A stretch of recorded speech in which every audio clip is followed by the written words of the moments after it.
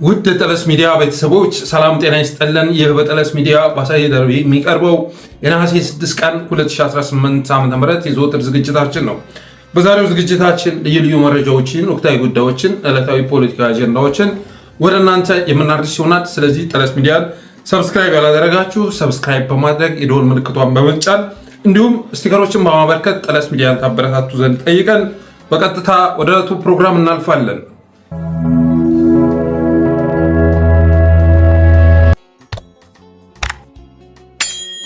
የመጀመሪያ ርዕሳችን የኢትዮጵያ ኃይሎች ትብብር ያካሄደውን ዘመቻ ይመለከታል። ለመጀመሪያ ጊዜ ተብሎ ለሚገለጽ መልኩ የኢትዮጵያ ኃይሎች ትብብር ወይም ደግሞ ጥምረት በጋራ ዘመቻ ማካሄድ ችሏል። ይኸውም ዘመቻ የተካሄደው በትናንትናው ዕለት በግልገል በለስ ሲሆን በዚህ ዘመቻ ላይ የአማራ ፋኖዎችና የጉምዝ ኃይሎች እንደተሳተፉበት ታውቋል። በብዛት ዘመቻው የተመራው በጉምዝ ኃይሎች ቢሆንም አብረዋቸው ግን የአማራ ፋኖዎች መሳተፋቸውን የደረሰ መረጃ ያመለክታል። ለተወሰነ ሰዓት ያህልም ከተማውን ተቆጣጥረው ነበር። ከተማውን ተቆጣጥረው ማድረግ የሚፈልጓቸውን ኦፕሬሽን ፈጽመው መውጣታቸውን ሰምተናል። ይህንን ድል በሚያስመዝግቡበት ዕለት ደግሞ በግልገል በለስ ከተማ ዙሪያ ያለውን ያገዛዙ ኃይል ላይ ከባድ የሆነ ጉዳት ማድረሳቸው የሚገልጽ መረጃ እየወጡ ይገኛሉ። ከ60 በላይ ያገዛዙ ሰራዊት የረገፈበት ነበር። ትናንት ግልገል በለስ ዙሪያ የተካሄደው ዘመቻ ከ60 በላይ የጁላ ታጣቂ የረገፈበት ነበረ። የትብብሩም ጥምረቱ ማለት ነው በብርኮ የተንበሻበሸበት አውደ ውጊያ ነበር ማለት ይቻላል። ከዛ በኋላ በታንክ በመድፍ በመሳሰሉት ከባድ መሳሪያዎች አጸፋ በመስጠት ፋኖችም የጉምዝ ኃይሎችም የሚፈልጉትን ኦፕሬሽን ፈጽመው ከተማውን ከወጡ በኋላ ደባ በመፈጸም አገዛዙ በንጹሐን ላይ ጉዳት አድርሷል። ከሰሞኑን በማዕከላዊ ኢትዮጵያ በጉራጌ ዞን የደረሰው ጉዳት አንሶ የተረሸኑ ወንድሞቻችን ሀዘን ሳይወጣ ከዛ በኋላ አንገርጉትን ላይ የተፈጸመው በንጹሃን ላይ የተፈጸመው ጭፍጨፋ ሳይረሳ በትናንትናው ዕለት ደግሞ በግልገል በለስ በታንክ ቅንቡላ መናኸሪያ በመደብደብ በርካታ ንጹሃንን ሕይወት አጥፍቷል። እንግዲህ ይህ ሁሉ እየሆነ ያለው በ2-3 ቀን ውስጥ ነው። ጉራጌ ክልል ውስጥ በሚኒባስ ሲጓጓዙ የነበሩ የአማራ ወጣቶች እንዲወርዱ ከተደረገ በኋላ ፋኖዎች ናችሁ ተብለው መረሸናቸው የሚዘነጋ አይደለም። አንዱ እንደውም ልጅና ሚስት የነበረው ወጣት ጥሩ ኑሮ ሲኖር የነበረ ወጣት እንደሆነ ተረጋግጧል። ምንም የማያውቁ ወጣቶችን ፋኖን ትግል ወደ ሌላ አካባቢ ልታዛውሩ እየሰራችሁ ነው በሚል ምክንያት ከታክሲ ያወረዷቸው፣ ገደሏቸው። አስከሬናቸው እንዳይነሳ ለ3 ቀን እንዲሰጥ አደረጉ። አውሬ እንዲበላው አደረጉ። ከዚህ በላይ የሀገር መፍረስ አለ እንዴ? ከዚህ በላይ አገር አልባነት አለ? ከዚህ በላይ የትግል ምክንያት አለ? ሁላችንም በየተራ መጥፋት አለብን ማለት ነው። እየተሰራ ያለው ነገር እኮ ለምሳሌ ጄኖሳይድ ለማለት እኮ ቁጥር አይደለም የሚወስነው፣ ማንነትን መሰረት ያደረገ እስከሆነ ድረስ ጄኖሳይድ ተብሎ ለመጠራት የሚበቃ ነው። ከዛ በኋላ ደግሞ በአንገርጉትንና በመሳሰሉት አካባቢዎች ላይ የአማራ ፋኖ ባካሄደው ዘመቻ ገዳ ኮማንዶ ከባድ ጉዳት አስተናግዶ ነበር። በመንደር 4-3 በመንደር 12 በመንደር 2 በመንደር 14 ባደረገው ጭፍጨፋ ከ30 በላይ አማራዎችን ረሽኗል ገዳ ኮማንዶ። ለዚህ ምክንያቱ ደግሞ ቢዛሞ ባደረገው ዘመቻ ጊዳያን አካባቢ 60 ተደምስሷል እና በርካቶች ቆስለዋል። የተማረኩም አሉ። 42 ክላሽ አንድ ብሬን ገቢ አድርጓል። አቤ ደንጎሮ አካባቢ ደግሞ 30 ተካትሟል። 30 ገዳ ኮማንዶ የረገፈበትና 15 ክላሽ የተማረከበት አውደ ውጊያ በመደረጉ የተነሳ ወደ ከተማ አፈግፍጎ የገባው የሽመልስ አብዲሳ ጦር ንጹሃን ላይ ያተኮረ ያነጣጠረ ጭፍጨፋ ፈጽሟል። ያ ሀዘን ሳይወጣ ደግሞ በትናንትናው ዕለት ግልገል በለስ መናኸሪያ ውስጥ እጅግ ዘግናኝ የሆነ ጭፍጨፋ ተፈጽሟል። ያም በከባድ መሳሪያ የተፈጸመ ጥቃት ከ14 በላይ ንጹሃን የበላ መሆኑ እየተዘገበ ይገኛል። የሆነ ሆኖ ግን በግልገል በለስ ከተማ ትብብሩ ወይም ጥምረቱ በጋራ ባካሄደው ዘመቻ በትናንትናው ዕለት የመጀመሪያውን ድል አስመዝግቧል ማለት ይቻላል። ንጹሃን ላይ ጭፍጨፋ ቢፈጸምም እልቂት ቢፈጠርም ትብብሩ ግን በጋራ የመጀመሪያውን ኦፕሬሽን ማካሄድ ችሏል። ይህም ዘመቻ እንግዲህ በቅርብ ቀናት ውስጥ ሌሎችን ባካተተ መልኩ ይካሄዳል ተብሎ እየተጠበቀ ይገኛል። በርካታ ዝግጅት እየተደረገ ይገኛል። አገዛዙም ይህን ተረድቶ አብዛኛውን ኃይሉን ወደ አፋርና ወደ ቆቦ ማስገባት ችሏል። አብዛኛውን ኃይሉን ምናልባትም የብልጽግና ዘመቻ ከወደድ ጋር የሚካሄደው ዘመቻ እዛው አካባቢ ሊያልቅ ይችላል። እዛ አካባቢ ያለ ሰራዊት ከተካተመ አለቀለት ማለት ነው። አብይ አህመድ የሚቀረው ከዛ በኋላ ወደ አጋሮ አፈግፍጎ የአጋሮን አማጺ መምራት ብቻ ነው የሚቀረው። ምናልባት ጋሸና ሲርና ምናምን የሚባለውን አባት ወርቤ ሸኔ የሚባለውን ሰብስቦ አጋሩ አካባቢ ሸምቆ እንደገና ኢትዮጵያ ላይ ሊተኩስ ይችላል። የኦሮሞ ነፃ አውጪ ሆኖ ሊከሰት ይችላል። አብይ አህመድ የማያደርገው ነገር ስለሌለ የመጨረሻ መቅሰፍት ነው የተላከባት ሀገራችን። ደዌ ነው የተላከባት። በአንድ ሰው የ120-130 ሚሊዮን አገር ህዝብ በዚህ ደረጃ ዋጋ ስትከፍል ማየት ያሳዝናል። በአንድ ሰው ሀገር እንዲህ በቀላሉ የሚፈርስ አይመስለኝም ነበር። ለካስ አንድ ሰው ራሱ ላይ ያፈርሳት ይችላል። ያልሆነ ቦታ ላይ መውጣት ከቻለ፣ ተራ የሆኑ ሰዎች ክቡር የሆነ ቦታ ላይ መዝለቅ ከቻሉ፣ ክቡር የሆነውን ወንበር መቆጣጠር ከቻሉ ሀገርን በቀላሉ ማፍረስ እንደሚችሉ ተረድቻለሁ። ሞትን አለማመዱን።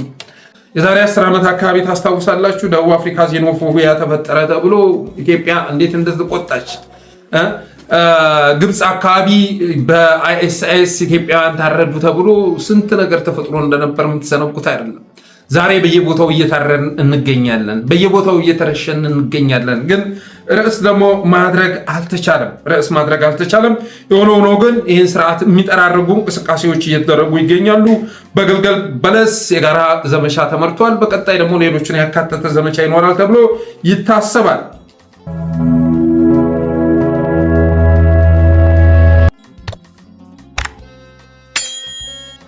ሌላው ምክክር የሚል ስያሜ የተሰጠውን ቲያትር ይመለከታል። የቲያትሩ ተዋናዮች ሳይቀሩ ይሄ ቲያትር አይመጥነንም እያሉ ይገኛሉ። ቲያትሩ ላይ በአብይ አህመድ የተጻፈውን ስክሪፕት ሊተውኑ ወደ መድረክ የወጡ ተዋናዮች የማይመጥን ነው፣ ይሄ ቲያትር አይመጥንም፣ ለተመልካች የሚጥም አይደለም በማለት ላይ ይገኛሉ። የአብይ ብልጽግናዊ ንቅናቄ ወይም ደግሞ አብን የሚባለው ድርጅት ሳይቀር በትናንትናው ዕለት መግለጫ አውጥቷል። ኧረ ይሄ ነገር በጣም ከባድ ሆነብን፣ ለአሽከርነት ለገባርነት የማይመች ዘመን አጋጠመን የሚል መግለጫ በትናንትናው ዕለት አውጥቷል። እየመከረና እየወሰነ መጥቶ መጨረሻው ሰዓት ላይ በወደድ ፍቃድ አንድ የማታለያ መግለጫ አውጥቷል። ይሄ በነገራችን ላይ የአብን አካሄድ መሆኑ መታወቅ አለበት። ከባድ ክዳት፣ ኢትዮጵያ ላይ ከባድ የሆነ ጥቃት፣ አማራ ላይ ከባድ የሆነ በታሪክ የሚያስወቅስ ክህደት እየፈጸሙ ስለሆነ ራሳቸውን ነፃ ለማውጣት ብለው ያወጡት መግለጫ መሆኑ መታወቅ አለበት። የአብን ሰዎች ትናንት ያወጡት መግለጫ ከባድ ክህደት ሊፈጽሙ መዘጋጀታቸውን የገለጸ ነው። በእኔ በኩል ማለት ነው። መግለጫ ማውጣትና ረግጦ መውጣት የተለያዩ ናቸው አይደለም። ረግጦ መውጣትና መግለጫ መውጣት የተለያዩ ናቸው። አንድ ወር ሙሉ ፎቶ እየተነሱ ሲበሻሸቁ ከከረሙ በኋላ በየሚዲያው እየመጡ አገራችን ተስፋ አላት፣ አገራችንን ከችግር የሚያወጣ ጎዳና ይሄ ነው እያሉ ሲያስተዋውቁ ከከረሙ በኋላ ዛሬ ላይ እንደገና ወጥቶ መግለጫ ማውጣት ተገቢነት የለውም። ራስን ነፃ ለማውጣት የሚደረግ መጋጋጥ ነው። ይህንን መረዳት ያስፈልጋል። ግን መግለጫው የገለጸልኝ ነገር ምንድን ነው? በኢትዮጵያ ላይ ከባድ የሆነ ጥፋት፣ ከባድ የሆነ ክህደት ለመፈጸም መዘጋጀታቸውን ነው ይፋ ያደረገልኝ ትናንት ያወጡት የአብን መግለጫ። ግን መግለጫው ደግሞ በርካታ እውነቶችን የያዘ ነው።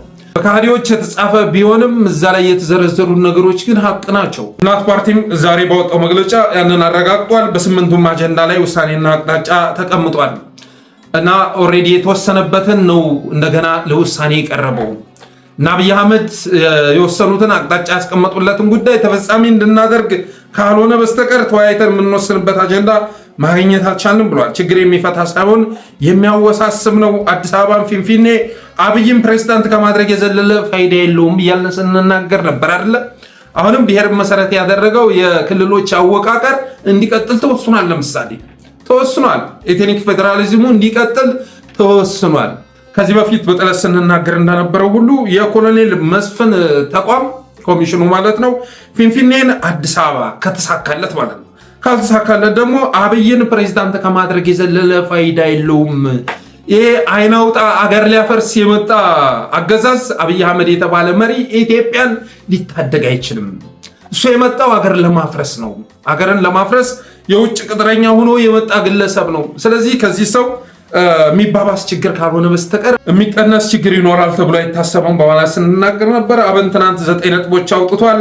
የሂደቱ አጠቃላይ ጉዞ ታማኝነት ያለው አይደለም ብሏል። ታማኝ አይደለም ሂደቱ ብሏል። የተመረጡ ተሳታፊዎች የተደራጁ የቡድን ብልጫዎች ይታያሉ። የባጅ ቁጥር ሲጨምር ይታያል። አዳዲስ ተሳታፊ እያስገቡ የባጅ ቁጥር እየጨመረ ይገኛል። ማምታታትና ማደናገር የተሞላበት ነው ብሏል። ሁለተኛ የተሳታፊዎች ስብጥርና የቴማቲክ ቡድኖች አወቃቀር ያልተመጣጠነ ውክልና የሚታይበት ነው።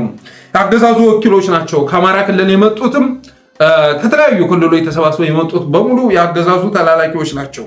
ስለዚህ የተሳታፊዎች ስብጥር ልክ አይደለም በማለት በመግለጫው አመላክቷል። የፌዴራል ከተሞች የቴማቲክ ቡድን ችግር አለበት፣ የተሳታፊ ለውጥ ተደርጓል ብሏል። የተሳታፊ ለውጥ ተደርጓል። የፌዴራል ከተሞች የቴማቲክ ቡድን ውስጥ የተሳታፊ ለውጥ እየተደረገ ይገኛል። የአገዛዙ አጀንዳ አስፈጻሚ ነው በማለት ተናግሯል።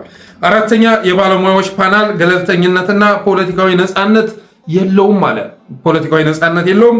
የአገዛዙ አጀንዳ አስፈጻሚዎች ናቸው። አዲስ አበባን ፊንፊኔ እያሉ ነው የሚጠሩት። ፓናሊስት ተብለው የተጋበዙት ባለሙያዎች አዲስ አበባን ፊንፊኔ እያሉ የሚያለማምዱ እና የአገዛዙን ሀሳብ ለማጽረጽ የሚታገሉ ናቸው ብሏል። የሀሳብ ነፃነትና እውነተኛ ምክክር እየተደረገ አይደለም። የይስሙላ ስምምነት ካልሆነ በስተቀር እውነተኛ ምክክር እየተደረገ ነው ብለን አናምንም። የአዲስ አበባ ጉዳይ ለሀገር ፍርሰት የሚዳርግና ተጨማሪ ችግር በሚፈጥር መልኩ እየተስተናገደ ይገኛል። አዲስ አበባን የአንድ ክልል ለማድረግና ኢትዮጵያን ለማፍረስ ሰፊ ስራ እየተሰራ ይገኛል ብሏል። አንድ ወገን በተደራጀ መልኩ የሚያቦካው አጀንዳ ነው የአዲስ አበባ ጉዳይ በማለት እቅጩን ተናገረ። ሀገራዊ ምክክሩን የፖለቲካ ህጋዊነት ማረጋገጫ መሳሪያ ለማድረግ እየተሞከረ ነው አለ። ሀገራዊ ምክክሩን የፖለቲካ ህጋዊነት የሚፈልጓቸውን የፖለቲካ አጀንዳዎች ማስፈጸሚያ ህጋዊ መሳሪያ ለማድረግ እየሞከሩ ነው። አቅጣጫ የተሰጠባቸውን አጀንዳ ማስጠቂያ መድረክ ሆኗል። አቅጣጫ የተቀመጠባቸውን አጀንዳዎች እንድናጸድቅ መጠራታችንን ተረድተናል። ይህ አጀንዳዎች ደግሞ የሀገር ሳይሆኑ የአንድ ብሔር ነው በማለት ትናንት አብን ባወጣው መግለጫ ገልጿል። የሚስተካከሉ ጉዳዮች ብሎ የዘረዘራቸው ነገሮች አሉ። ማስጠንቀቂያ ሰጥቷል።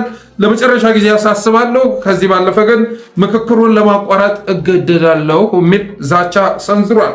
የሆነ ሆኖ ግን እስካሁን ድረስ ይህንን ሂደት ሲያስተዋውቁ የነበሩ ትናንት እኮ ምክክሩ ሊካሄድ የነበረው በኤንጂኦዎች አማካኝነት ነበር አይደለም? እኔም በዛ ስብሰባ ላይ ተሳታፊ ነበርኩ። ኩሪፍቱ የተካሄደው መድረክ ላይ ኤንጂኦዎች 8 ነን ገቨርንመንታል ኦርጋናይዜሽን ነበሩ አጀንዳ ሲሰበስቡ የነበሩት። በነዛ በኩል አብይ አጀንዳውን ማስፈጸም እንደማይቻል ሲገባው ኮሎኔል መስፍን የተባለ ዱርዬ አመጣ። ዱርዬ ሽማግሌ፣ የመጨረሻ ዱርዬ ሽማግሌ ስንት ዓመት ሊኖር ይሆን? ስንት ዓመት? ከዚህ በኋላ 10 ዓመት ይቀረው ይሆን? አይመስለኝም። የመጨረሻው የእድሜው ምዕራፍ ላይ የሚገኝ ሽማግሌ በዚህ ደረጃ የልጅ ልጆቹ ሀገር ላይ ሲቀልድ ማየት ያሳዝናል።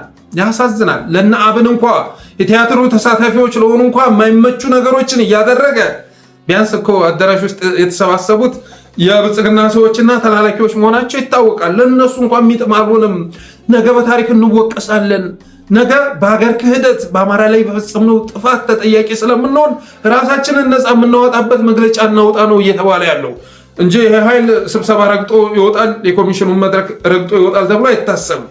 ቅጥረኞቹ የመጨረሻ የስኬት ጫፍ ላይ የወጡት ትናንት ከተጣመመ ጫማ የከረፋ ጫማቸውን አውጥተው ቪኤት መሳፈር የቻሉት እነበለጠ፣ እነጋሻው፣ እነጣሄር፣ እነ ዩሱፍ የመሳሰሉት ሰዎች መድረክ ረግጠው ይወጣሉ ተብሎ አይታሰብም።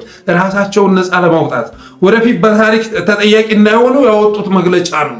ይሄ መታወቅ መቻል አለበት። በተረፈ እናት ፓርቲም ደግሞታል። አዲስ አበባን ካልበላ የሚለው ቡድን አማራ ክልል ይበታተን ሲባል ያጨበጭብ ነበር አለ እናት ፓርቲ።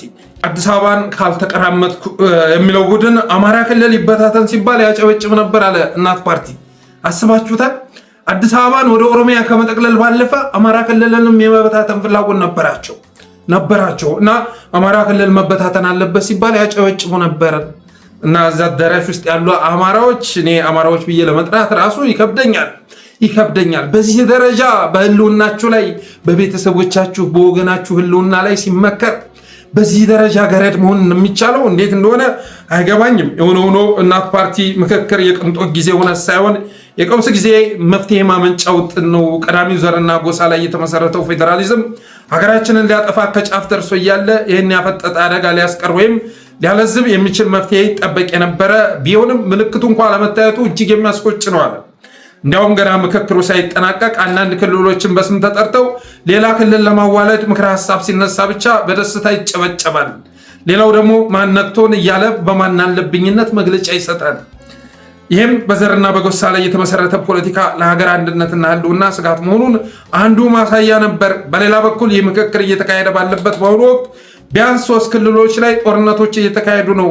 ሌላው መጣው እያለ ነው። የእርስ በርስ ጦርነት ጉዳይ ብልጽግናን ጨምሮ ሁሉም ተዋጊ ኃይሎች ወደ ድርድር እንዲመጡ እውነተኛ ጥልቅ ውይይት፣ ደፋር ምክረ ሀሳብ ይፈልግ የነበረ ቢሆንም ሂደቱ ግን እከከኝ ልከክህ ሆኖ ያንን ወገን ጥቅምና ፍላጎት ለማስጠበቅ ቀድሞ የተወሰነን ውሳኔ በሀገራዊ ምክክር ስም ቅቡልነት እንዲኖረው ለማድረግ እየተከናወነ ነው አለ። የታሪክና የትርክት መፋለሶች በናኙበት በዚህ ዘመን ቢያንስ እውነት አፈላላጊ ቡድኖችን አዋቅሮ ግማሽ መንገድ እንኳን መቀራረብ ይገባን ነበር። እኒህና መሰል አንኳር ጉዳዮች እንጂ የኢትዮጵያ መሪ ከፕሮቶኮል አንጻር ነው አምክንዮው ጠቅላይ ሚኒስተር ሳይሆን ፕሬዚዳንት መሆን ያለበት ላይ አልነበረም። የችግሮቹ ቋጠሮ ያለው ዙሪያዋን ሲሏት የነበረችውን አዲስ አበባ በወከባ ብዛት ለአንድ ቡድን ሆ ብሎ ለማሳቀፍና አዲስ የጸብ ግንባር ለመቀስቀስም አልነበረም ለምክክር የተቀመጥ ነው። ድሬዳዋ ከየት ወገንቱን የሚለው ሀገር ሊያፈርስ ደርሶም አልነበረም። በሚሊዮን የሚቆጠር የሀገር ሀብት አባክነን ለምክክር የተቀመጥ ነው። በዓለም በልዩነት የምንታወቅበት ዘመን አቆጣጠር አስሮ ይዞንም አልነበረም ምክክር ያስፈለገን።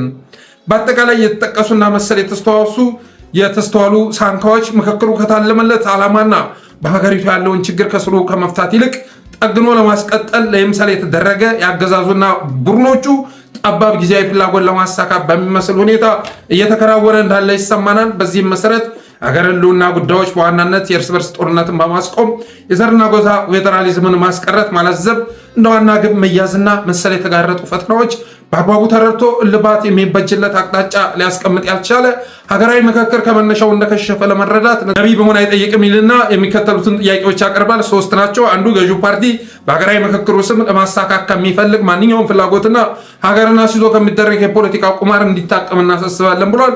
2 ተመካካሪዎች ለጊዜያዊ ጥቅምና የፖለቲካ ውሳኔዎች ሽፋን ከመስጠትና በታሪክ ተወቃሽ ከሚያደርጉ ድርጊቶች በመቆጠብ ለሀገርና ለሕዝብ መቆምን በቀረችው አጭር ጊዜም ቢሆን በድፍረት እንዲያሳዩ በአክብሮት እንጠይቃለን። 3 ለመላው የኢትዮጵያ ሕዝብ ሀገራዊ ምክክሩ የጥቂት አካላትን ፍላጎት ማስፈጸሚያና ለአዲስ ቁርሾ የሚያዘጋጅ እንዳይሆን ሂደቱን በንቃትና በትኩረት እንዲከታተል እናሳስባለን አለ። እናት ፓርቲ ቢሆን እዚህ ድግስ ላይ አልሳተፍም ሲል ከርሞ በመጨረሻ ግን የአገዛዙ ድግስ አድማቂ ሆኖ ነው የተገኘው።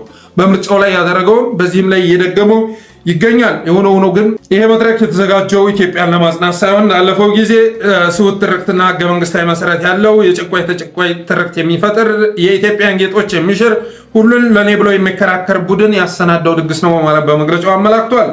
በተረፈ ኢዜማ ምግቡ ከጣፈጠ አልጋው ከተመቸ ሌላው ነገር አያሳስበም ብሏል። ኢዜማ የተራቡት እነ ኢዮብ በብርሃኑ ነጋ ወንበር የተተኩት ማለት ነው። እነ ግርማ ሰይፉ ምግቡ ከጣፈጠ አልጋው ከተመቸ ሌላው ነገር አያሳስበም። ሌላው ነገር ቅሬታ የሚቀርብበት አይደለም። አዲስ አበባ አስፈላጊ ከሆነ የኬንያም ልትሆን ትችላለች፣ ችግር የለውም። ብቻ ጥሩ ምግብ ይቅረብ፣ ጥሩ አልጋ ይያዝልን እንጂ ሌላው አያሳስበም በማለት እስካሁን ድረስ አድፍጧል። ነገ ወይ ደግሞ ነገ ወዳ በአንክሮ እየተከታተልነው ነው የሚል መግለጫ እንደሚያወጡ የሚያጠራጥር አይደለም። ጠቅለል ሲደረግ ፕሮፌሰር መስፍንም ዛሬ መግለጫ ሰጥቶበታል። በፓርቲዎች የቀረቡ ቅሬታዎች ተገቢ መሆናቸውን አምኗል። ዱርዬው ሽማግሌ ዱርዬው በልጅ ልጆቹ አገር ላይ የሚቀልደው ሽማግሌ በመጨረሻ የእድሜ ዘመኑ 10 ዓመት እግዚአብሔር ከረዳው እዚች ምድር ላይ ከ10 ዓመት በላይ ሊቆይ የማይችለው ሽማግሌ በዚህ ደረጃ በሀገር ላይ ሲቀልድ ማየት ያሳዝናል። እርግጥ ነው ከፕሮፌሰር መስፍን በላይ ይቺ የኦነጓ ምክትሏ ኮሚሽኑን እንደምትዘውረው ይታወቃል። ለምኖ ኃላፊነቱን የተረከበው እሱን ነው። እሱን ከፊት ጭምብል አድርገው ነው ከኋላ እና አብይ አህመድ እነ ሽመልስ አብዲሳ ዓላማቸውን ለማሳካት ጥረት እያደረጉ የሚገኙት። በተረፈ ፕሮፌሰር መስፍን ችግሩ መኖሩን አምኗል። ኃላፊነት መደበላለቅ ምን ማለት ነው? ለምሳሌ እኔ ቃለ ጉባኤ ከሆንኩኝ የሚነገሩትን ቃሎች ሙሉ መዘግበው በተቻለ መጠን ምንም ቃል ወደኋላ እንዳይቀር ሞክራለሁ። ለምሳሌ እኔ አወያይ ከሆንኩኝ ሁላቸውንም በኩል እያየው ለሁላቸውም እኩል ሆኜ ያለምንም መድሎ ሁላቸውንም በኩል ማወያየት ይጠበቅብኛል። ለምሳሌ እኔ አጠናቃሪ ከሆንኩ ከቃለ ጉባኤዎቹ የመጡት ከስብሰባ የመጡትን በሙሉ ይዤ ለ250 ወይም ለ500 በሚሆን መልኩ አጠናክረዋለሁ እንጂ እኔ እዛ ላይ ራሴ በማጠናከር ሂደቱ ላይ ተመካካሪ ሆኜ አልቀርብም፣ ወይም የኔ ሀሳብ እዚህ ውስጥ ይካተት ብዬ ሊከራከርም አይገባም። ስለዚህ እንዲህ አይነቶች በሂደቱ ላይ ተስተዋለዋል። አንዳንድ ጊዜ የኃላፊነት መደበላለቆችንም አስተውላለሁ። አንዳንድ ጊዜ ግን ከመጠን በላይ በመረን በሚለቅበት ጊዜ ግን መስተካከል እንዳለበት እናምናለን። ዛሬ እነኝህን ሂደቶች በሙሉ የቀረቡትን ቅሬታዎች ከፖለቲካ ፓርቲዎችም ከማንነት ጥያቄዎች ከተለያዩ ብሔር ብሔረሰቦች ህዝቦች የቀረቡትን በሂደቱም ላይ ይሁን ወይም ያተካተቱልንም ወይም አልተካተቱንም ጥያቄዎችን እሱም በሚገባ የካውንስሉ ማለት ምክር ቤቱ የሀገራዊ ምክር ጉባኤው ምክር ቤቱ ከኤክስፐርቶቻችን ጋር በመሆን በትክክል እየገመገምን ያለ ነው። ፕሮፌሰር መስፍንን እንደሰማችሁት ነው እንግዲህ ችግሩን እናስተካክላለን ብሏል። 1 ወር ሙሉ ነገሮች በስኬት እየተጓዙ ነው ይላል። የሆነ ሰዓት አቅቶናል ሲል ስትሰሙታላችሁ። አቅቶናል፣ እንዲህ አይነት ነገሮች አሉ። ግን በምክክር ውስጥ የሚያጋጥም ነገር ነው። ምክክር አይደለም፣ ትዕዛዝ የመስጠት ጉዳይ ነው። ትዕዛዝ ፈጻሚና ትዕዛዝ ሰጪ የተሳተፈበት ድግስ ነው፣ መድረክ ነው። ምክክር እንደዚህ አይደለም። ከሂደቱ ጀምሮ ከአጀማመሩ ጀምሮ ችግር ያለበት መሆኑ ይታወቃል። ይሄ ኮሚሽን ራሱ እኮ ህጋዊ ግራውንድ የለውም። በጉልበት አብይ አህመድ እኔ ካዘዝኩ የማይፈጸም ነገር የለም ብሎ ያደራጃቸው መሆኑ ይታወቃል። ፕሮፌሰር መስፍን ቀን ለሀገር አስባለሁ እያለ መድረክ ሲመራ ይውላል። ማታ አብይ አህመድ ጎን ተንበርክኮ አይኑን ጨፍኖ ሲጸልይ ያድራል። በነገራችን ላይ የኢትዮጵያ ሐሳውያን በአጠቃላይ ሰብስበው 4 ኪሎ ገብተዋል። 4 ኪሎ አሉ። በቃ ሲጸልይ ነው የሚያድረው። ጌታዊ ያንን ሰሜን የተባለ የኢትዮጵያ ክፍል መብረቅ አውረድበት እየተባለ ይገኛል አሉ። እግዚአብሔር እንደ ሰው አይደለም። ኢትዮጵያ ውስጥ ማን ላይ ግፍ እየተፈጸመ እንደሆነ እግዚአብሔር ይመለከታል። የማን ደም እየፈሰሰ እንደሆነ እግዚአብሔር ያውቃል። የማንም እንባ እየፈሰሰ እንደሆነ እግዚአብሔር ይመለከታል። እና መሬት የተከፋፈሉ የተቀራመጡ የአዲስ አበባ መሬት የወረሩ ኦሊጋርኪዎች ራሳቸውን ፓስተር ምናምን የሚል ስያሜ ሰጥተው ስለተራገሙ ብቻ የሚሳካ እርግማን ይኖራል ተብሎ አይታሰብም። የእናቶቻችን እንባ የወገናችን ደም ምላሽ የሚያገኝበት ጊዜ እየመጣ ነው። እግዚአብሔር ይገናኛሉ የማይባሉ ኃይሎችን አገናኝቷቸዋል። ይነጋገራሉ ተብለው የማይታሰቡ ኃይሎችን አብረው እንዲሰሩ አድርጓቸዋል። እግዚአብሔር ታምሩን የሚገልጸው በሰው ላይ አድሮ ነው፣ በማህበር ላይ አድሮ ነው። ስለዚህ ማህበሩ ተመስርቷል። በቀጣይ የአብይ አህመድ ሽንፈት የሚታወጅበት ጊዜ እየመጣ ነው። ለብቻው ነጥሎታል። ከህዝብ የተተፋ አድርጎታል።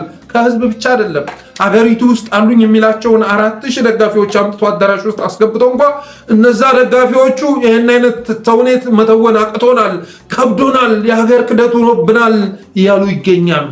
በደጋፊዎቹ ሳይቀር የተናቀ አድርጎታል፣ የተተፋ አድርጎታል። ስለዚህ ስለተራገምክ የምታመጣው ይኖራል ተብሎ አይታሰብም። በተረፈ ግን የአብይ ድግስ አድማቂዎች በሙሉ እንዲህ አይነት መግለጫ እያወጡ ባለበት ጊዜ ላይ ማስረሻ ሰጤ የተባለ ከሃዲ በየቀኑ በየሚዲያው እየቀረበ የሚናገረው ነገር ይገርማል። እንዴት እንደሚያንቆለባብሰው አይታችኋል።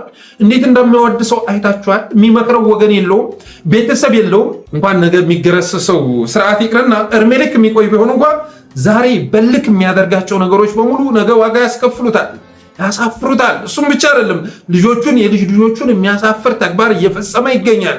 እንዲህ አይነትን የወረደ የወደቀ ጎጃም የኦሮሚያ ነው የሚል አጀንዳ የሚነሳበትን ምክክር በዚህ ደረጃ እውቅና ሲሰጡ ማየት ያሳዝናል። ከ77ኛ ክፍለ ጦር ቢተዋለነ ሻለቃ አንድ ክላሽና ስናይፐር ይዞ የገባው መቶ አለቃ ዳኜ ደነቀው መሸኘቱ ተሰምቷል። ትናንትና ማስረሻ ሰጤ ጋር የገባ ነው፣ ክህደት ፈጽሞ ማለት ነው። እና አንድ ክላሽና ስናይፐር ይዞ ከቴዎድሮስ እዝ ላገዛዙ የገበረው መቶ አለቃ ዳኜ ደነቀው ዛሬ መሸኘቱ ታውቋል። እና እየተፈጸመ ያለው ክህደት ግን ያንገበግባል። በዚህ ደረጃ አብኖች እንኳን ራሳቸውን ነፃ ለማውጣት መግለጫ እያወጡበት ያለውን እናት ፓርቲ በዚህ ደረጃ እየገለጸ ያለውን ስኳር ዘመቻ የከፈተበትን የሚያናነቀውን ሀገራዊ ምክክር ይህንን ሰውዬ ግን ወደ ሚዲያ በማቅረብ በፋናም በኢቲቪም እያስለፈለፉት ይገኛሉ። እና ወዳጅ ካላችሁ የቅርብ ቤተሰብ ካላችሁ ምከሩት። ቢያንስ ነው እስካሁን ድረስ የፈጸምከው ክህደት አይበቃም ወይ? ትናንት ወደ ትግል ገብተህ ልትታገል ሲገባ የአማራን ሕዝብ ስትበድል ነበር። የአማራ ሴቶች ላይ መከላከያ ሲፈጽም የነበረውን በደል ስትፈጽም ከረምክ። ከዛ በኋላ ላገዛዙ ገበርክና የአፋሃደን ትግል በዛ ደረጃ እንዲቋጭ አደረግ እና እስካሁንም ድረስ በደል የፈጸምከው አንተ ሆነ ሳለ ምን ያርገኝ ብለህ ነው በዚህ ደረጃ በህዝብ ፍላጎት ላይ እየተረማመድክ ያለው ብላችሁ ልትጠይቁት ይገባል። ምክንያቱም እየተረማመደ ያለው በህዝብ ፍላጎት ላይ ነው። በዘመነ ካሴ በአፋብም ፍላጎት ላይ አይደለም። እነሱ ላይ ያለውን እልክ እየተወጣ ነው እንዳንል ህዝብን ነው፣ በህዝብ ላይ ነው ክህደት እየፈጸመ የሚገኘው። እና ይህን ሰውዬ ብትመክሩት ጥሩ ይመስለኛል።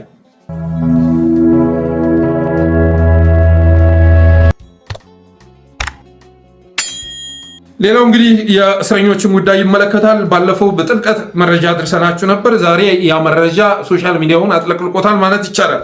የፈረሟሉ ያልፈረሟሉ ከ300 በላይ ከሆኑት የፖለቲካ እስረኞች መካከል በማንነታቸው ከታሰሩ እኔ ጥፋት አጥፍተው የታሰራለ ብዬ አላስብም። አብዛኞቹ ጋር ለአጭር ጊዜም ቢሆን ለወራትም ቢሆን አብሬያቸው ስለነበር አውቃለሁ። አብዛኞቹ ጋዜጠኞች ናቸው፣ አክቲቪስቶች ናቸው፣ የህዝብ እንደራሴዎች ናቸው፣ የአማራ ምሁራን ናቸው። ሀሳብ በመስጠታቸው የተነሳ እስር ቤት የጣሉ ናቸው። እነ መስከረም አበራ፣ እነ ጎበዜ ሲሳይ፣ እነ ዮሐንስ ቦያለው፣ እነ ዳዊት በጋሻው፣ አባይ ዘውዱ፣ እነ ታስማማው የመሳሰሉ ናቸው። እና ከነዛ መካከል 30 ተከሳሾች አንፈርምም፣ ይህንን ሰነድ ልንፈርም አንችልም ብለው መቃወማቸውን፣ ሌሎች መፈረማቸውን ገልጬ ነበር። ዛሬ በክፍል ለይተዋቸዋል። የፈረሙትን አንድ ክፍል ውስጥ አስገብተዋቸዋል። ያልፈረሙትን ደግሞ ለብቻ አድርገዋቸዋል። እንግዲህ የፈረሙትን ሊለቋቸው አስበዋል። የሚገርመው ነገር ታዲያ የፈረሙት ያልፈረሙትን እያዋከቡ መሆናቸው። የፈረሙት ሰዎች ያልፈረሙትን እያዋከቧቸው ይገኛሉ። አንዳንዶቹ ለብልጽግና ፈርመዋል። በጣም ማጠብቋቸው ትልቅ ስም የነበራቸው ስናደንቃቸው የነበሩ በጠለስ ሚዲያ በየጊዜው ስናደንቃቸው የነበሩ ወገኖች ሳይቀሩ አሁን ላይ እስራት ተሸናፊነትን አከናንቧቸው ለአገዛዙ ፈርመዋል። አባቴ ሰነዱን ብቻ አይደለም ለአገዛዙም የፈረሙ መኖራቸው ተሰምቷል። እነዚህ ሰዎች ወጥተው ብዙ ጉዳት ሳያደርሱ በፊት ሁኔታውን አይተን የምንታገላቸው ይሆናል። እኛ መቼም በፕሪንሲፕል ነው የምንመራው።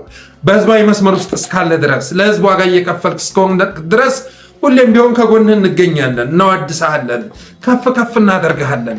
የመስመር ለውጥ አድርገህ በአማራ ትግል ላይ እረማመዳለሁ ካልክ ደግሞ በፍጹም እንልሃለን። በፍጹም ያንን ማድረግ አትችልም። አንተ የታሰርክለት ትግል ነው። ወንድሞቻችን ደግሞ ዋጋ የከፈሉበት ነው። እህቶቻችን የተደፈሩበት ነው። በርካታ ንጹሐን የተረሸኑለት ትግል ነው። ስለዚህ በዚህ ትግል ላይ መረማመድ አትችልም። ይህንን መናገር እንፈልጋለን። በተረፈ ሰነዱ በአማራ ክልል ለተፈጠረው ቀውስ ኃላፊነት እንዲወስዱ የሚጠይቅ ነው። በግጭት ለሞቱና ለቆሰሉ በሺህ ለሚቆጠሩ ሰዎች ኃላፊነት እንደሚወስዱ እንዲያምኑ የሚያስገድድ ነው። በቢሊዮኖች የሚገመተውን የንብረት ውድመት እንደፈጸሙ ያሳምናል፣ ፈጽመናል እንዲሉ ያስገድዳል። በየክስ መዝገባቸው የተጠቀሱትን የሽብር ወንጀሎች እንደፈጸሙ እና ፈጽመናል ብለው እንዲቀበሉ ያስገድዳል። ወደፊት በተመሳሳይ ድርጊት እንደማይሳተፉ ቃል ያስገባቸዋል። ቃላቸውን ካፈረሱ መንግስት አስፈላጊውን ህጋዊ እርምጃ እንዲወስድባቸው ቃል ገብተዋል፣ ፈርመዋል ማለት ይቻላል። ሰነዱ ላይ አንፈርምም ካሉ ተከሳሾች በተገኘው ምላሽ ከወንጀል ክሶች በተጨማሪ ከፖለቲካ አቋሞቻቸው ጋር የተያያዙ ጉዳዮች በሰነዱ ላይ ሰፍሯል ይላል። በተለይ አገሪቱ በአማራ ትውፊቶችና እሳቤ መመራት አለባት የሚል አቋም ማራመዳቸው ወንጀል መሆኑን እንዲያምኑ፣ ያለ አግባብ የተወሰዱ የአማራ ርስቶች መመለስ አለባቸው የሚል አቋም መያዛቸውም ወንጀል መሆኑን እንዲቀበሉ። ሰምተሃል ስኳድ፣ ሰምተሃል። ወንድሞቻችን የታሰሩት ትናንት ለአማራ ርስት ታግለው ነው። አንተ የምትደግፈው አገዛዝ ግን የአማራ ርስቶች ናቸው ብዬ በመታገሌ ይቅርታ ጠይቃለሁ ብለው እንዲፈርሙ እያስገደዳቸው ይገኛሉ። ለነገሩ አንተ ለአማራ ርስት እየታገልክ እንዳልሆነ ይታወቃል። በጎንደር ማህፀን ውስጥ ተደብቀህ ጸረ ጎንደር እንቅስቃሴ የምታደርግ ግብስብስ ቡድን መሆንን እናውቃለን። ለወልቃይት አይደለም የምትታገለው፣ ወልቃይት ኦህዴድን የምታተርፍበት የአማራ ኃይሎች ከሌሎች ጋር የሚመሰርቱትን ጥምረት የምታፈርስበት አጀንዳ መሆኑን ከተረዳን ቆይተናል። ይሁንና ግን አገዛዙ ያለ አግባብ የተወሰዱ የአማራ ርስቶች መመለስ አለባቸው የሚል አቋም መያዛቸው ወንጀል መሆኑን እንዲቀበሉ፣ በአማራ ክልል የሚንቀሳቀሱ ጽንፈኛ ኃይሎች ተብለው የተጠቀሱ ታጣቂዎች እንዲያወግዙ ቅድመ ሁኔታ ተቀምጧል እና ከነዚህ መካከል ደግሞ 30 ተከሳሾች በነ አቶ ዮሐንስ ቦያለው፣ ዶክተር ወንደሰን አሰፋ፣ ዶክተር ሲሳይ አውግቸው፣ ዶክተር መሰረት ቀለመወርቅ፣ ዶክተር ቴዎድሮስ ኃይለማርያም፣ ጋዜጠኛ ጎበዝ ሲሳይ፣ ጋዜጠኛ ዳዊት በጋሻው፣ ጋዜጠኛ አባይ ዘውዱ፣ ጋዜጠኛ መስከረም አበራ፣ ጋዜጠኛ ገነት አስማማው ጨምሮ 30 ወገኖች አንፈርምም ብለዋል። ሌሎቹ ግን ፈርመዋል። መፈረም መብት ነው። አፋሕድን ለመሆን ማስረሻ ሰጤን ለማጀብ የተዘጋጀ መኖሩን ሰምተናል። ማስረሻ ሰጤ ጎን ቁጭ ብሎ ቃለመጠይቅ ለመደረግ የተዘጋጀ ኃይል መኖሩን ሰምተናል። እስረኞች ላይ ጫና የሚፈጥር ያልፈረሙ ይደብደቡ፣ ይገደሉ እያለ የሚያስተባብር እንደዚህ አይነት ዘመቻ የሚያቀጣጥል እስር ቤት ውስጥ ሆኖ ለብልጽግና የሚሰራ ተፈጥሯል ብላችሁ ታምናላችሁ? መቼም እኔ ትናንት ለእያንዳንዱ ያለኝን አመለካከት ታውቃላችሁ። በቂ የሆነ መረጃ ካልደረሰኝ በስተቀር እንደውም እስር ቤት ያሉ ወገኖች ላይ ስኳር ዘመቻ ሲከፍት ስከላከል ነበር። ራሳቸውን መከላከል በማይችሉበት ሁኔታ እንዲህ አይነት ዘመቻ ተገቢ አይደለም እያልኩ ስከላከል ነው የምታውቁኝ። ግን አሁን ላይ እየተፈጸመ ያለው ክህደት እንዳይመስላችሁ። እንግዲህ ወንጀለኛ ነን፣ ወንጀሉን ፈጽመናል ብለህ መውጣት መብት ነው። የሚያዋጣህ ግን የዶክተር ደሳለኝ ጫኔ መስመር ነው። የማስረሻ ሰጤ መስመር ሳይሆን የዶክተር ደሳለኝ ጫኔን ፈለግ ብትከተል ነው የምትጠቀመው። በተረፈ ዋናው ነገር መውጣት አለመውጣቱ ሳይሆን ይቅርታ መጠየቅ አለመጠየቁ ሳይሆን ይቅርታ ጠይቀው ከወጡ በኋላ መስመርን መምረጥ ነው። መስመርን አንዳንድ ጊዜ ዝምታም ወርቅ ነው። ከዛ ውጭ ግን እንደገና ከአገዛዙ ጎን ተሰልፎ የህዝብ እንኳን ለኔ ቀርቶ ለራሱም አይሆንም በሚል አስተሳሰብ እንደገና የነበለጠን የሱፍን የመሳሰሉ የነማስረሻ ሰጤን መስመር መምረጥ ራስን እንደማጥፋት የሚቆጠር ነው። ይቅርባችሁ ማለት እንወዳለን። ትናንትና የፈረሙ ዛሬ እየተንፈራገጡ ይገኛሉ። እስኪ ትናንት የወጣውን መግለጫ ተመልከቱ። ለአሽከርነት ለግርድና የማይመች ዘመን አጋጠመን፣ ሸክሙ በዛብን፣ ማንሸከመው ሆነብን፣ በሀገር ክህደት የሚያስጠይቅ ወንጀል እንድንሰራ ተፈረደብን የሚል እኮ ነው። በተረፈ አገዛዙ አንፈርምም ያሉትንም ቢፈታቸው ነው የሚጠቀመው፣ ቢፈታቸው ማለት ነው። አማራን ጥያቄ መለስኩ ሊል አይችልም። እነ መስከረም አበራን፣ እነ ገነት አስማማውን፣ እነ ዮሐንስ ቦያለውን፣ እነ ዳዊት በጋሻው፣ እነ አባይ ዘውዱን እስር ቤት ውስጥ አጉሮ ኒኞቹን በመፍታት አማራን ፖለቲካ እስረኞች በይቅርታ ፈታው ማለት አይችልም። ይቅርታም አለ በፍርድ ቤት ያልተረጋገጠን ወንጀል ፈጽመናል እንዲሉ ነው የተገደዱት። እና አዋጩ ነገር ይቅርታ ያልጠየቁትንም ወይም ደግሞ አንፈርምም ያሉትንም መፍታት ነው። እነ ገነት አራጌ፣ አቤል አላምኔ፣ ሰብስቤ አለሙ፣ ሱራፌል ወይም ሱራ እና አማኑኤል እስካሁን ድረስ ያሉበት አልታወቀም። እንኳን በይቅርታ ሊፈታቸው ይቅርና የት እንደታሰሩ አልታወቀም። ምናልባትም ሰሞኑን በጉራጌ ዞን እንደተደረገው ረሽኗቸው ከሆነ ረሽኛቸዋለሁ ብሎ ቪዲዮውን ይልቀቅልን፣ ፎቶውን ይልቀቅልን። ካልሆነ ግን እነዚህ ሰዎች ፍርድ ቤት እንኳን ሳይቀርቡ ከሁለት ዓመት በላይ ተሰውረው የኖሩ የአማራ ልጆች ስላሉ እነሱንም ያሉበትን ሁኔታ ማሳወቅ ይገባዋል ማለት እወዳለሁ።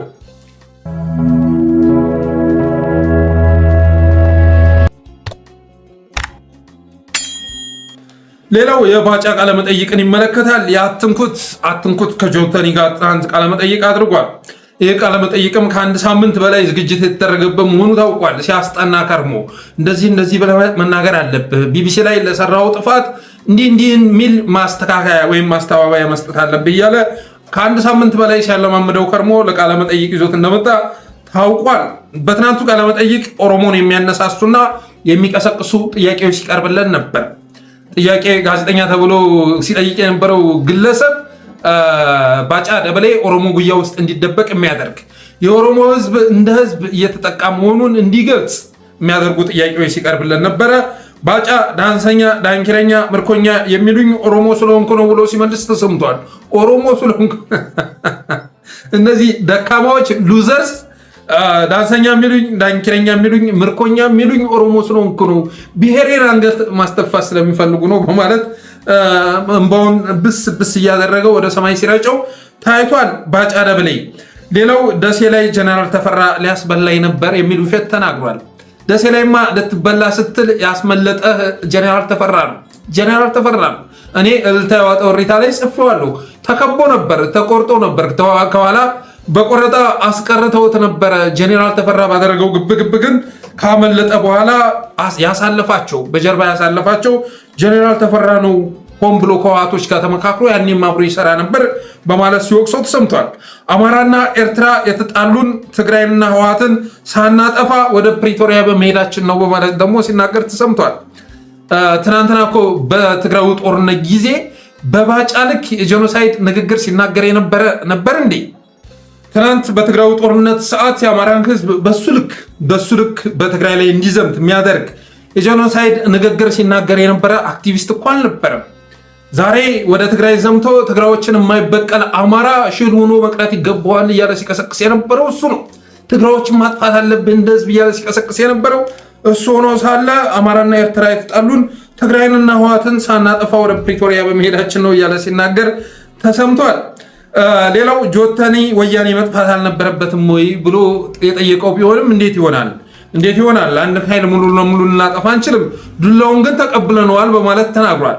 ቢቢሲ ላይ ትጥቁን አላስፈታነውም፣ ለሞራሉ በማሰብ ትጥቁን ከባድ መሳሪያ አላስፈታነውም፣ የተወሰነ አስፈትተን ነበር፣ ግን የተበላሹትን ነው ይሰራሉ ብሎ ይሰጠን በማለት ሲናገር ነበር።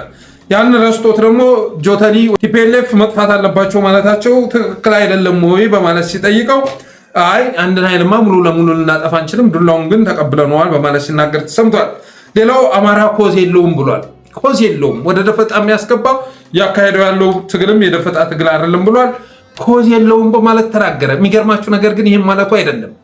የኤርትራ ሰራዊት ወደ ትግራይ ገብቶ የፈጸመውን ውድመት የፈጸመውን ጥፋት የትግራይ ሰራዊት አማራ ክልል ላይ ገብቶ ፈጽሞታል በማለት ሲናገር ነበር።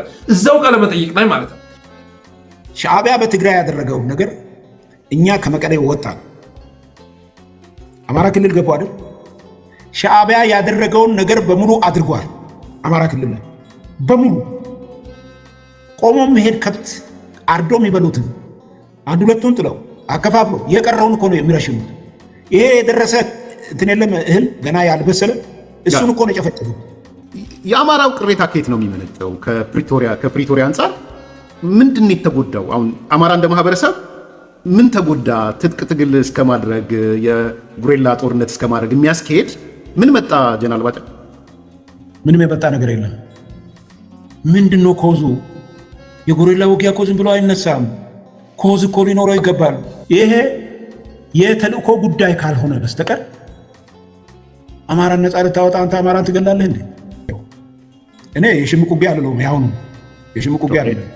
በአማራ ምድር ላይ ያልተፈጸመ ነገር አለመኖሩን ሲጠቅስ ነበር ባጫ ደበሌ። ከዛ በኋላ ተያይዘን ፕሪቶሪያ ሄርን ይላል እና ስንመለስ አማራ አምጾ ጠበቀን በማለት ይናገራል። እውነቱ እንደዛ አይደለም። ያ ሁሉ ግፍ የተፈጸመበት ህዝብ ማለት ነው። ትናንት ባጫ ደበሌ ግፍ ፈጻሚ ያለው አካል ትጥቁን ሳይፈታ ምን ብላችሁ አማራ ክልል መጣችሁ ነው የአማራ ጥያቄ።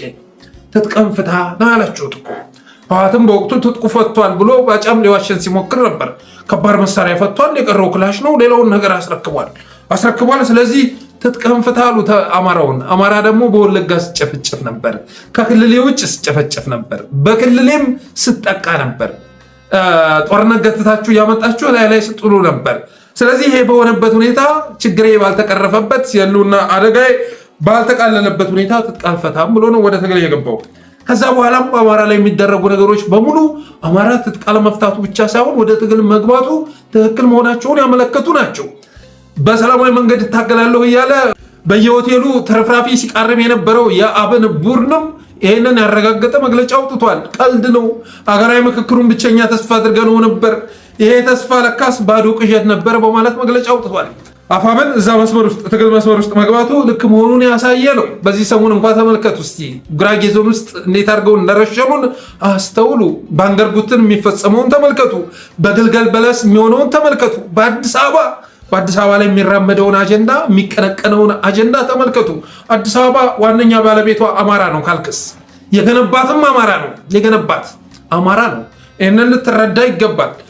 አሮጌ ቤቶችን አፈራርሰ ቴራዟን ጥፈ ሊሆን ይችላል። ከተማዋን የገነባት ግን አማራ ነው። ይህንን ማወቅ መቻል አለበት። ስለዚህ በአዲስ አበባ ጉዳይ ላይ ራሱ ነባጫ እየቆመሩት ያለው ቁማር የአማራ ህዝብ ወደ ትግል እንዲገባ የሚያስገደድረው ሀቅ ነው አይደለም እንዴ? እና በርካታ ምክንያት አለ። አማራ ክልል ከተወረረ 3 ዓመቱ ነው። ያለምንም ገላጋይ የፈለጉትን አይነት መሳሪያ እየተኮሱበት ይገኛሉ። ባዮሎጂካል ዌፐን ሳይቀር እየተጠቀሙ ይገኛሉ። ማን ይመዘግበዋል? ማን የመሳሪያውን አይነት ያጣራል? የሚመራው ክልሉን ብአዴን የተባለ ግብስብስ ቡድን ነው። እኔ እንዳሳየ ደርቤ የህይወት ዘመን ምኞት ምንድን ነው ብላችሁ ብትጠይቁኝ ለራሴ የምመኘው ሀብት የለም፣ ለራሴ የምመኘው ስኬት የለም። እኔ የምመኘው ምንድን ነው? አብይ አህመድ ለፍትህ ሲቀርብ ማየት ነው የምመኘው። እኔ የምመኘው ምንድን ነው? ብአዴን የተባለ የአማራን ህዝብ ላለፉት 50 ዓመታት መጫወቻ መቀለጃ ያደረገ ግብስብስ ቡድን፣ ይህ ቡድን ሲሰናበት ማየት ነው። ሌላ ምንም ምኞት የለኝም። የምሬን ነው የምላችሁ፣ ሌላ ምንም ምኞት የለኝም። እና በአማራ ምድር ላይ ያልተፈጸመ ነገር አለ እንዴ? በአማራ ህዝብ ላይ ያልተፈጸመ ነገር አለ? ያልተፈጸመ ግፍ አለ ወይ? ርዕስ እኮ አይደለም። እልቂታችን እኮ ርዕስ አይደለም። ሀገር አልባ ተደርገናል። በብቃታችን በትምህርት ዝግጅታችን ያገኘነውን ስራ እንድናጣ ተደርገናል። የግል ህይወቱ ያልተመሰቃቀለ ልታገኙ አትችሉም። እንደ ህዝብ ብቻ ሳይሆን እንደ ግለሰብ ብዙ ጉዳት አስተናግደናል። እና ባጫ ደበሌ ግን ኮዝ የለውም በማለት ሲናገር ተሰምቷል። ህልውና ኮዝ አይደለም፣ መረሸን ኮዝ አይደለም፣ መዘረፍ መጨፍጨፍ ኮዝ አይደለም ብሎናል። ባጫ ደበሌ ቢሊዮነር ነው። በነገራችን ላይ ቢሊዮነር በመሆን ላይ የሚገኘው ደግሞ አማራን እያደህየ ነው።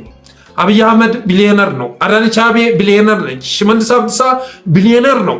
እነዚህ ሁሉ ኦሊጋርኮች እየተፈጠሩ ያሉት ግን የአማራን የዕለት ጉርስ እየነጠቁ የነበረውን እያሳጡ መሆኑ ይታወቃል። አማራን ስል ኢትዮጵያንም ጭምር ባካተተ መልኩ። በተረፈ ባጫ በጄኖሳይድ እከሰሳለሁ የሚል ስጋት እንደሚሰማው በትናንቱ ቃለ መጠይቅ አረጋግጫለሁ።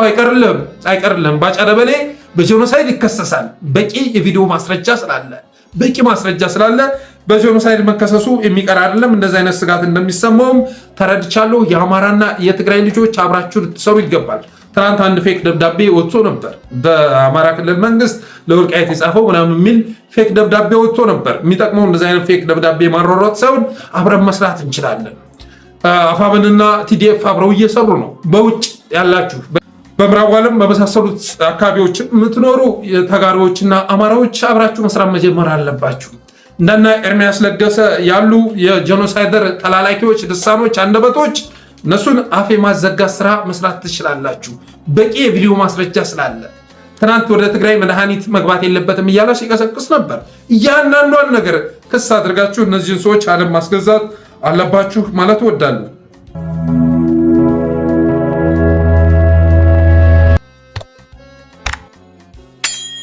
ሌላው እንግዲህ የሰሞኑን የስኳድ ዘመቻ ይመለከታል። ስኳድ ኦህዴድን እየወረዱበት ይገኛሉ። ጠፍተው የነበሩ ረስተናቸው የነበሩ ሳይቀር ብቅ እያሉ ይገኛሉ። በጣም በሚገርም ሁኔታ በአዲስ አበባ ጉዳይ ጠበቃ ሆነው ተከስተዋል። በአዲስ አበባ ጉዳይ ኦህዴድን አገር ሊያፈርስ የአማራን ደም ሊያፈስ የመጣ አገዛዝ ነው እያሉት ይገኛሉ እና እያሌው ሳይቀሩ ኦህዴድን አገር ሊያፈርስ የአማራን ደም ሊያፈስ የመጣ አገዛዝ ነው በማለት ላይ ይገኛሉ። ምክንያቱ ግን አልታወቀም። በወልቃይት ጉዳይ ከርቷቸው ይሆን ወይ ብዬ ጠይቄያለሁ። ከርቷቸው ይሆን? በኦህዴድ ላይ ክህደት የፈጸመባቸው ይሆን? ወይም ደግሞ ሸዋን ከጎናቸው ማሰለፍ ፈልገው ይሆን? ባይታወቅም ከባድ የሆነ ዘመቻ ከፍተውበታል። ስብሃት ነጋ ከሰሞኑን በማርያማዊት ጋር ቀርቦ የሚገርም ቃለ መጠይቅ አድርጓል። የሚገርም ማለት ነው። ትርክት ለማስተካከል ሞክሯል እና ምን የሚባል ድርጅት ይላል ያኔ የትጥቅ ድርጅት አብሮ እነሱ ጋር ሸፍቶ የነበረ የትግራይ የትጥቅ ድርጅት የአማራ ነፍጠኛ ጨቋይ ነው በማለቱ የተነሳ በተለይ ደግሞ የሸዋ አማራ ጨቋይ ነው በማለቱ የተነሳ በዚህ አቋማቸው ካለመስማማትም አልፈን ረሸናቸው በማለት ይናገራል። እርምጃ ወሰድንባቸው በማለት ይናገራል። ይህን ቆራርጦ ስኳድ ትናንትና የሌለ ፖለቲካ ሲሰራበት ነበር። የሸዋ አማራ ጨቋይ ነው ተባለ፣ ደረት ሲያስመታበት ነበረ። የሸዋን አማራ እንዴት እንደሚያስቡት አልገባኝም። ሸዋ የሚባለው እንደውም ቀስ ብሎ ስክን ብሎ በማሰብ ነው የሚታወቀው አይደለም እንዴ? በማሰብ ነው። አንዳንዶች በክፉ ቢተረጉሙትም ሸዋ ባልለመጠ በዓመቱ ይውጣል የሚባለው ለእኔ በደንብ አስተውሎ ነገሮችን ከስሩ መርምሮ እንደሚጓዝ የሚያሳይ ነው እና በተቆራረጠ ቪዲዮ ከጎናቸው ለማሰለፍ ጥረት ሲያደርጉ እንደነበረ ሁሉ የአዲስ አበባን ጉዳይ በማጫጫ አንድም የሸዋ አማራ ከነሱ ጎን እንዲሰለፍ ከጥምረቱ እንዲወጣ ለማድረግ ፈልገው ይሁን አይሁን ባይታወቅም፣ ካልሆነ ደግሞ የኦሮሞ ኤሊት ከኦህዴድ ጎን እንዲሰለፍ ማድረግ። ምክንያቱም ኦህዴድ አሁን ለአዲስ አበባ የሚታገል ለኦሮሞ የሚታገል አድርገው ነው እያስተዋወቁት የሚገኙ። አብንም የሚያወጣው መግለጫ እንደዛ ለኦሮሚያ ጥቅም እየታገለ እንደሚገኝ ኦኬ፣ ለኦሮሞ ትግልማ በዚህ ልክ የሚታገል ከሆነ ብሎ ህዝብ ኤሊቱ ከጎኑ እንዲሰለፍ ለማድረግ ያንን ማድረጉ ለምን ይጠቅማቸዋል ከተባለ እነሱ የሚጠሉት ወያኔ ከሌሎች ጋር ተባብሮ እየመጣ ነው የሚል ስጋት አላቸው። ህወሓት ከሌሎች ጋር እየመጣ ነው፣ ኦህዴድ ብቻውን ደግሞ አይችለውም፣ የኦሮሞ ህዝብ ከጎኑ ካልተሰለፈ፣ አማራው ከጎኑ ካልተሰለፈ አይችለውም የሚል ስጋት ስላላቸው ያንንም ፖለቲካ ለመስራት አቅደው ይሁን አይሁን ባይታወቅም ሰሞኑን የትችት ዶፍ እያወረዱበት ይገኛሉ። ችግሩ ግን ሽመልስን እንጂ አማች ቆቁን አይናገሩም። አማች ቆቁ አያሌው ያወጣለት ስም ነው። አማች ቆቁ አማች ቆቁ ብሎ ስም ያወጣለት እሱ ነው እና አማች ቆቁን አይናገሩም። የፋኖን ትግልም አይደግፉም። የኦህዴድን ማካሄድ አይደግፉም። አማራ ክልል ወይም ደግሞ አማራዊነት የጎንደሬነት እስር ቤት ነው የሚል አቋም አላቸው። አማራነት የጎንደሬነት እስር ቤት ነው፣ የጎንደር እስር ቤት ነው በማለት በግልጽ ነግረውናል። ዋለልኝ ምንድነው ኢትዮጵያ የብሔር ብሔረሰቦች እስር ቤት ነች ብሎ ነበረ። እነዚህኞቹ ደግሞ አሻሽለው አማራነት የጎንደሬነት እስር ቤት ነው ሲሉ የነበሩ መሆናቸው የሚዘነጋ አይደለም። አማራ በአማራነትም በዜግነትም መደራጀት ጥምረት መፍጠር የለበትም የሚል አቋም አላቸው። ኦህዴድን የምትቃወም ከሆነ አገር አፍራሽ ነው ደም አፋሳሽ ነው ብለህ የምታስብ ከሆነ እኮ ኦህዴድን ለማስወገድ ተብለው የሚጠነሰሱ ጥምረቶችን ልደግፍ ይገባል። ጥምረቱንም የምትነቅፍ ኦህዴድንም የምትነቅፍ ከሆነ ግን ስልታዊ በሆነ መልኩ የኦህዴድ ደጋፊ ነህ እላለሁ።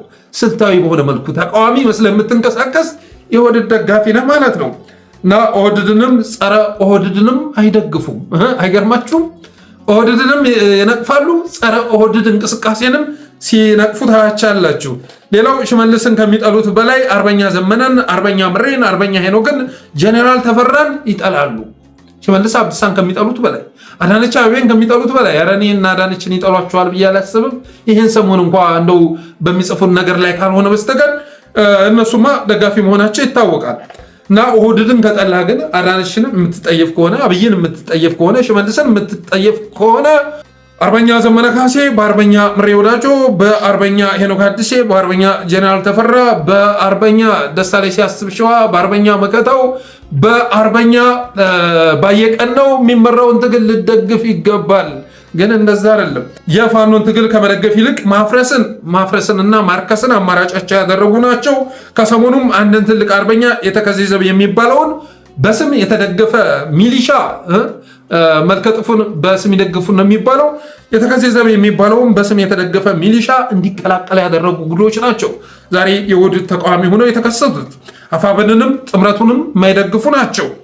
ከሰሞኑን ታዲያ ተደብቀው የከረሙት ሁሉ ዱላ ይዘው መጥተዋል። በአደባባይ ጸረ አፋብን ጸረ አማራ እንቅስቃሴ በማድረግ ከሚታወቁት ባለፈ ተደብቀው የከረሙት ሁሉ መጥተው ኦህዴድ ላይ የሀገር ትችት እያዘነቡ ይገኛሉ። እና ይህን ስመለከት 3 ምክንያት ነው ይመጣልኝ። አንድ፣ የወልቃይት ጉዳይ እንደማይመልስ አውቀዋል። ለምክክሩም ማቅረቡን ሰምቻለሁ። ለምክክር መቅረብ የለበትም ያሉም ረግጠው መውጣታቸው ሲነገር ነበር። ስለዚህ ኦህዴድ በወልቃይት ጉዳይ ላይ የመንሸራተት አቋም አሳይቷል ብዬ አሰብኩ። ሁለተኛ፣ የሸዋ አማራን ከጎናቸው ለማሰለፍ የኦህዴድ ደጋፊ ናቸው ተብለው ስለተፈረጁ መሰረታዊ በሆኑ ነገሮችማ እነዚህ ሰዎች እኮ ኦህዴድንም ይነቅፋሉ ተብሎ እንዲታሰብ ለማድረግ አቅደው ሊሆን ይችላል። ሶስተኛ ደግሞ ቲፒኤልኤፍ፣ ፋኖ የመሳሰሉ ኃይሎች ተሰባስበው እየመጡ ስለሆነ ኦህዴድን ማትረፍ የሚቻለው የኦሮሞ ወኪል ለኦሮሞ የሚታገል አድርጎ በማቅረብ የኦሮሞ ሕዝብ ከጎኑ ማሰለፍ ስንችል ነው ብለው ደምድመዋል። አማራም ሞክረው ስላልተሳካላቸው ማለት ነው። እና ከሶስቱ የትኛው ምክንያት ትክክል እንደሆነ ባላቅም ኤኒዌይስ ግን ትችት ተደብቀው የከረሙት ሁሉ እየተቹት ይገኛሉ። ሆኖ ግን በመጨረሻ የአብይ ዱላ የሚሰብረው እነሱ መሆኑ ደግሞ መታወቅ መቻል አለበት። የአብይ የመጨረሻ ዱላ የሚያርፈው እነሱ ላይ ነው። ቲፒኤልኤፍን ሲታገሉ ኑረው በቲፒኤፍ እና ስምረት ይበላሉ። ይህ ምንም ጥርጥር የለውም።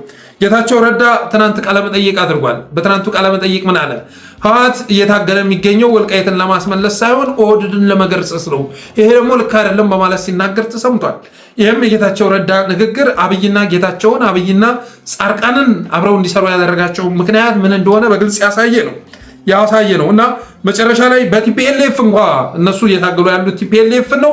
በቲፒኤፍ ግን መበላታቸው የሚቀር አይደለም። ኦህዴድ የፈለገ ነገር ይሆናታል እንጂ ወልቃይትን ራሱን አስችሎ የራሱ ዞን ማድረግ ካልቻለ፣ የኤሚሬት ቀጠና እርሻ መሬት ማድረግ ካልቻለ ለትግራይ ይመልሳል እንጂ ወደ አማራ ይቀለቅለዋል ተብሎ አይታሰብም እና በግልጽ እየነገራቸው ይገኛል። ሰዎቹ ግን ሁሌም ቢሆን ስኬፕጎት ነው የሚፈልጉት። አብይ አህመድ ይህንን ክህደት ቢፈጽም እንኳ ነገ የሚወቅሱት ወይ ዘመነ ካሴን ነው ወይ የሆነ የሚዲያ ባለሙያ ነው። እንደዚህ ነው በቃ ሁሌም ማለት ነው። የጦስ ዶሮ ፈልገው ትክክለኛውን የችግር ምንጭ ሲደብቁ ነው የምታገኟቸው። ከሰሞኑን አሸተ ነው ምናምን የሚባለው የወልቃይት አስተዳዳሪ መግለጫ ሰጥቷል። ምርጫው እንዴት ቀረ ሲባል የዛሬ 5 ዓመት ተካሂዷል እኮ የወልቃይት ህዝብ ምርጫ ከአማራ ጋር ነው ብሎ አሳውቋል ይላል። የማይገናኝ ነገር ለማገናኘት ይሞክራል። የተሸነፈበትን ነገር በሌላ ይደብቀዋል። እሱ ብቻ አይደለም፣ ይሄኛው የፖለቲካ ምርጫ ነው የቀረው። እሱ ደግሞ የቀረው የተረፈ ወያኔዎች እነሱ ባቀረቡት ቅሬታ ነው፣ እነሱ ስላደናቀፉት ነው በማለት በኦህዴድ ውሳኔ በአብይ ውሳኔ የቀረውን ምርጫ ለስምረቶች ለነጌታቸው ሲሰጣቸው ነበረ። በተረፈ እነ ቴዲ ሐዋሳ የሚባሉ ሰሞኑን ጸረ አማራ እንቅስቃሴ ጀምረዋል። ስለዚህ ልጅ በተደጋጋሚ ሲናገር ነበር። አሳየ እንዴት ርዕስ ታደርገዋለህ ስትሉ ነበረ አንዳንዶቻችሁ። እንዴት ነው ርዕስም አላደርገው? የጀዋር የፓናል ውይይት አዘጋጅ ሆኖ ተከስቶላችኋል። በጣም በርካታ ሰው እሱ መድረክ ላይ እንዲሳተፍ እየተደረገ ይገኛል። ገለልተኛ የሚጫወት ግን በዓላማ ደረጃ ከሲሳይ አጌና ከኤርሚያስ ለገሰ የተለየ ዓላማ የሌለው ሰው መሆኑ መታወቅ አለበት። ጎንደርን ከአማራነት ነጥሎ ትናንት ሲጽፍ ነበር ፌስቡክ ላይ። መላው የኢትዮጵያ ሕዝብ ከጎንደር ጋር ሊሰለፍ ይገባል እያለ ሲቀሰቅስ ነበር። ጎንደር ከአማራነት እንደተነጠለ አድርጎ ከጥምረቱ ውጭ እንደሆነ አድርጎ መላው የኢትዮጵያ ሕዝብ ከጎንደር ጎን ይሰለፋል እያለ የመጨረሻ አፍራሽ የሆነ ሴረኛ የሆነ አስተሳሰብ ሲያራምር ነበረ። እነዚህ አይነት ገልጃጃ ኋላ ቀር የሰባተኛ ክፍል ላይ ትምህርቱን ያቋረጠ መሀይም በዚህ ደረጃ ሴራ እንዲሰራ ሲፈቀድለት ያስገርማል። ይሄንን እንዲሰራ እያደረጉት ያሉት ደግሞ እነዚሁ ስኳድ መሆናቸውን መገንዘብ ይገባል። ስኳዶች መሆናቸውን መገንዘብ ይገባል። አባቴ ትናንት ወልቃይት ላይ ጥሪ ስታደርግ የመጣልህ የቴዲ ሰፈር ሰው አይደለም፣ ከደቡብ አይደለም የመጣልህ፣ ከጎጃም ነው፣ ከወሎ ነው፣ ከሸዋ ነው ነቅሎ የመጣው። ይህንን ነገር ባታፈራርሱት ጥሩ ነው። የማይሆን ሰው ጋር ጥምረት እየፈጠራችሁ ከአማራነት ህዝባችሁን ወገናችሁን ለመነጠል ጥረት ባታደርጉ ጥሩ ነው ማለት እወዳለሁ።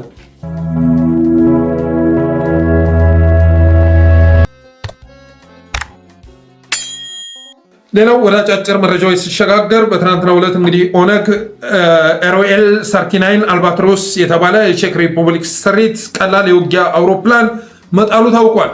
ኦነግ በትናንትናው ዕለት ማለት ነው ድብደባ ለመፈጸም ሲዘጋጃጅ ኤሮኤል 39 አልባትሮስ የቼክ ሪፐብሊክ ስሪት የሆነ ቀላል አውሮፕላን የውጊያ አውሮፕላን መጣሉ ታውቋል። በአሜሪካ ከተደረገው የአትሌቲክስ ውድድር ተሳታፊ ከነበሩ አትሌቶች መካከል 4 አትሌቶችና 3 አሰልጣኞች ጠፍተዋል የሚል ዜና ወጥቷል። 4 አትሌቶች 3 አሰልጣኞች በአሜሪካ ከተደረገው የአትሌቲክስ ውድድር ተሳታፊ ተብለው ከሄዱ በኋላ ተሰውረዋል፣ ጠፍተዋል የሚል መረጃ ሲወጣ ኢትዮጵያውያን ምን የሚል ኮሜንት ቢሰጡ ጥሩ ነው? የመጡት ሳይጠፉ የቀሩት ይታሰሩልን ብለዋል። 4 አትሌቶችና 3 አሰልጣኞች ጠፍተዋል፣ ሌሎቹ ተመልሰዋል ሲባል የተሰጠው ኮሜንት ምን የሚል ነው? የተመለሱት በቁጥጥር ስር ይዋሉ የሚል ኮሜንት ሲሰጡ ተሰምቷል። በተረፈ ኃይሌ ገብረስላሴ የተማረረባትን አገር ጥሎ አለመጥፋት አይቻልም። ኃይሌ ገብረስላሴ እንኳ በማንነቱ ወይም ደግሞ በፖለቲካ አመለካከቱ ከኛ ጋር አይደለም ተብሎ በመታመኑ የተነሳ ተሳዳጅ የሆነባት ሀገር ውስጥ ሌሎች አትሌቶች እንዲህ ሊኖሩ ይችላሉ። እነ ደራርቱ ቱሉና እነ ፈይሳ ሌሊሳ በጥጋብና በብሪት በሚንበሻበሹባት ሀገር ይጠበጠባል ስትል ነበር። ታስታውሳላችሁ? ደራርቱ ቱሉ ይጠበጠባል እቃወማለሁ ብሎ ይውጣና የአዲስ አበባ ሕዝብ ማለት ነው በስናይፐር ይጠበጠባል፣ ሳክራ ስታወራ ማለት ነው። እንደ ፈይሳ ሌሊሳ ያሉ እብሪተኞች የሚፈነጩባት፣ እንደ ኃይሌ ገብረስላሴ ያሉ ደግሞ ልማታዊ ባለሀብቶች፣ ትልቅ ታሪክ የተሰሩ አትሌቶች ዝቅ የሚደረጉባት የሚማረሩባት ሀገር ስለተፈጠረች እነዚህ አትሌቶችና አሰልጣኞች መጥፋት የሚጠበቅ ነው ማለት እወዳለሁ። በተረፈ አብራችሁ ስለቆያችሁ አመሰግናለሁ። የጠለስ ሚዲያ ሜምበር ሰብስክራይበር በመሆን ስቲከሮችን ማበርከት ጠለስ ሚዲያን አበረታቱ ብዬ የዛሬ ዝግጅቴን እቋጫለሁ። ክበሩልኝ።